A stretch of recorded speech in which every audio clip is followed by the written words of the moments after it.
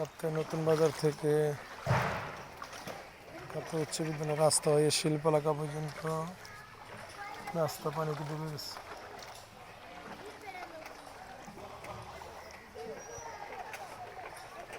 বর্তমান অবস্থা, প্রচুর পানি, মোটামুটি অনেক জায়গা ডুবে গেছে।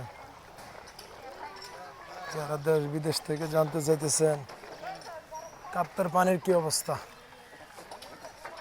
তাদের জন্য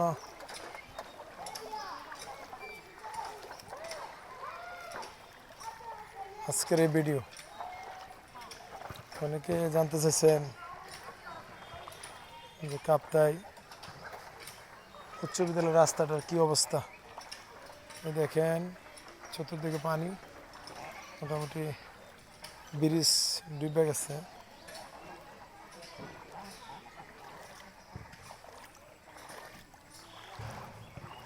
যদিও